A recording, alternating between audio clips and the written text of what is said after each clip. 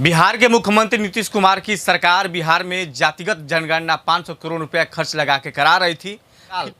High court ने रोक लगा दिया। हमारे साथ कानून के जानकार शिवनंदन भारती जी हैं और बात करेंगे कि आखिर क्यों जातीय जनगणना हाई कोर्ट ने रोक लगा दिया है। एक तरह से कहा जाए कि सरकार की जो मंशा है उस पर पानी फिर गया। नहीं, देखिए, दरअसल मामला ये है कि अभी ये इंटरिम ऑर्डर है, ये कोई फाइनल ऑर्डर माना नहीं जाके फाइनल है, ये फाइनल है ही नहीं। हाँ। ये तत्काल रोक लगा दिया गया और इस पर विस्तार से जो फाइनल जो जजमेंट आना है वो सुनवाई के बाद 3 तारीख को सुनवाई होगी, 3 जुलाई को, तब जाके वो फाइनल डिसीजन है। लेकिन बहरहाल अभी जो वर्तमान परिस्थिति में जो है सो तत्काल बोला कि आप रोकिए, जब हम डिसाइड कर देंगे इशू को तब उसके बाद आपको यदि अलाउ करेंगे तो आप आगे बढ़ाइएगा गणना का कार्य, अदरवाइज ये स्थगित रहेगा। तो अभी स्थगन हुआ है। लेकिन फिलहाल सरकार के ऊपर तो एक तमाचा लग चुकी है। फर्स्ट तमाचा यानी सुप्रीम कोर्ट ने आदेश दिया कि आप हाई कोर्ट जाइए। पहले हाई कोर्ट से लोग सुप्रीम कोर्ट जाते थे। इसमें जो है सो सुप्रीम कोर्ट चले गए थे, तो सुप्रीम कोर्ट से निर्देश हुआ कि नहीं, आप हाई कोर्ट को पहले डिसाइड करने दीजिए। चूँकि हाई कोर्ट में भी मामला लंबी था और कुछ लोग सुप्रीम कोर्ट भी चले गए थे, तो बोले हाई कोर्ट में आप सुनवाई कंप्लीट कराइए, वहाँ से यदि आप असंतुष्ट होंगे तब मेरे पास आइएगा। तो वो सुप्रीम कोर्ट में वो बात हुई। अभी फ़िलहाल माननीय न्यायालय में जो कल ही पूरी बहस कंप्लीट हो गई थी, आज केवल उनको ऑर्डर पास करना था, तो ऑर्डर का प्रोनाउंसमेंट होना था। तो आज उन्होंने यही बात कहा कि ये अभी तत्काल जो गणना का कार्य, जाति गणना का कार्य शुरू हो रहा है वो बंद हो जाएगा, अभी स्थगित रहेगा। और जो भी डाटा है वो पब्लिश नहीं कर सकते। 2 मूल रूप से, और भी अन्य चीज़ है लेकिन यही मूल रूप से 2 चीज़ है। इसी बीच में कल जो बहस हुआ था, पेटिशनर के तरफ से जो बातें रखी गई थी मूल रूप से जो बातें थी बातें आई है, तो मूल रूप से पेटिशनर के तरफ से कहना था, देखिए कानूनी और टेक्निकल पहलू समझिए। कानून ये कहता है कि देखिए हमारा जो भारतीय संविधान बना, तो इंडिया जो है सो कहा जाता है, इंडिया क्या है, तो दैट इज माने इसमें ये एक यूनियन है स्टेट्स का। तो यहाँ राज्य भी है और केंद्र सरकार भी है, 2 गवर्नमेंट है, जिसको हम लोग फेडरलिज्म का सिस्टम कहते हैं। तो संघात्मक जिसको सरकार कहते हैं, तो ये जो फेडरलिज्म का जो है, तो इसमें राज्य सरकार का और केंद्र सरकार का, केंद्र सरकार के बीच में पावर का बंटवारा है।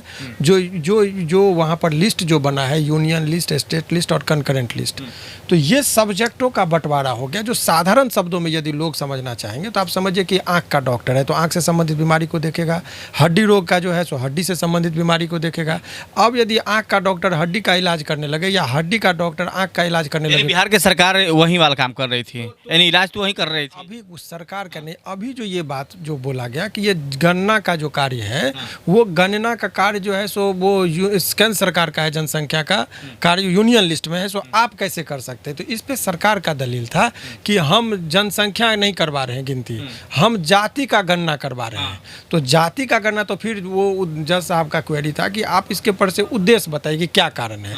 तो उनका कहना था कि देखिए हम पॉलिसी मेकिंग करते हैं, हम जो कोई माने पॉलिसी लाएंगे तो हमको पता होना चाहिए कि डाटा हमको रहना चाहिए कि इतने जाति के ये लोग हैं, तो उनके हिसाब से हम कोई भी जो योजना लाएंगे तो उसका हम इम्प्लीमेंटेशन बेहतर से कर सकते हैं।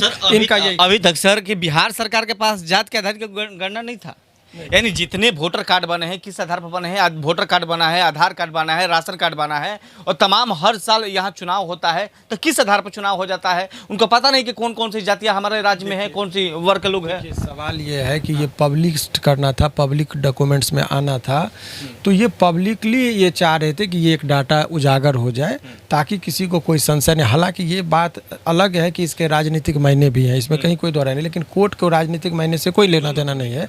कोर्ट का यही पक्ष था कि हम जो कोर्ट में जो दलील दी गई कि ये कॉन्स्टिट्यूशनल मैटर को कानूनी रूप से वो न्याय संगत है या नहीं है।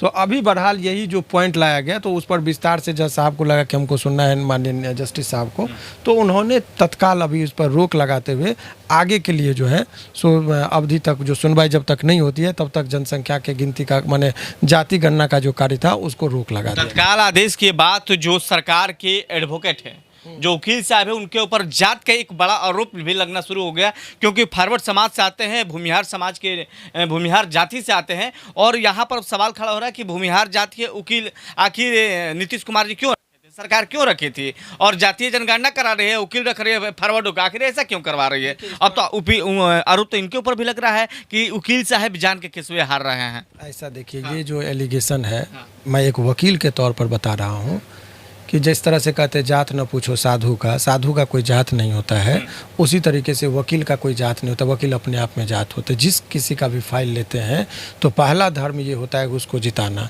तो ये आरोप मैं पूरे दावे के साथ कह रहा हूँ कि ये आरोप बेबुनियाद हैं। इस आरोप में कोई दम नहीं है। उन्होंने कोर्ट रूम में मैं था मौजूद, जो तर्क की बात होती है बहुत स्ट्रांगली उन्होंने रखा, लेकिन ये एक रूप से इसके बहुत ये भी कह रहे हैं कि सरकार जब है जातीय, ये एक जूरिस्प्रूडेंस का सिद्धांत है हम लोगों का कि न्याय होना नहीं चाहिए, न्याय होते दिखना भी चाहिए। तो लोगों में ये जो चीज़ है, तो ये देखिए, एडवोकेट जनरल केवल एक केस के लिए नहीं होता है। एडवोकेट जनरल का मतलब कि किसी भी केस में जो एक पक्ष जो होगा तो सरकार की तरफ से वो रखेंगे। तो कोई इसी केस के लिए नहीं इनकी नियुक्ति हुई थी, वो तो ऑलरेडी वो सम्मानित पोस्ट होता है। और एडवोकेट जनरल चूँकि इससे पहले, और ये जो बयान के मायने, यदि मैं राजनीतिक बयान देने से परहेज करता हूँ, लेकिन ये जो बयानबाजी है, चूँकि इससे पूर्व में वो मंत्रिमंडल में भी वो जगह लिए हुए थे, पूर्व मंत्री भी रहे हैं जो अभी एडवोकेट जनरल है, नहीं वो मंत्री रहे हैं राज्य में। तो ऐसे परिस्थिति में उनके ऊपर ये राजनीतिक कारणों से भी इस तरह की टीका टिप्पणी की जा रही है, मेरा मानना है। लेकिन वो उससे राजनीतिक बाहर की चीज़ है। लेकिन एक वकील के तौर पर मैं ये कह रहा हूँ कि ये जो आरोप है, मैं उससे असहमति रखता हूँ। मुझे नहीं लगता इस तरह का। लेकिन राजनीतिक मायने से लोग जातिगत की वो भूमिहार थे, इसीलिए सवर्णों के पक्ष को बात को रखने के लिए इस तरह से किए, तो वो लोगों का ओपिनियन अपना हो सकता है, मेरा उसमें कोई ये दिखाना चाहते हैं। कौन सी जात को अब दिखाना चाहते हैं? समाज में द्वेष पैदा होगा कि इसकी संख्या इतनी है तो समाज के लोग एक दूसरे के ऊपर टूट पड़ जाएंगे, चाहे कुछ भी होगा तो उस तरह का मामला पार्टिक करेंगे। ऐसा भी तो हो सकता है। देखिए, ये जहाँ जनसंख्या, जैसे कहा जाता है ना कि जहाँ मुसलमानों की संख्या ज़्यादा होती है वहाँ हिंदू दबे कुचले रहते हैं, तो ऐसे समाज में तो और भी देखने को मिल जाएगा सर। देखिए, ये कह देना उचित नहीं। सरकार के पास जो होता है कि ये सब, देखिए, ये कोर्ट का तर्क का बात नहीं, ये पॉलिटिकल बयान हो गया। कोर्ट के अंदर का मैं अपना दायरा हमेशा कोर्ट तक ही रखता हूँ, कानून तक ही रखता हूँ। तो उस दृष्टिकोण से ये बात नहीं है। देखिए, ये बहुत टेक्निकल, बहुत सरकार पर भी टीका टिप्पणी करना या विपक्ष पर भी टीका टिप्पणी उचित नहीं है। लॉ का पॉइंट, ये त्रुटिपूर्ण बात हो रही है।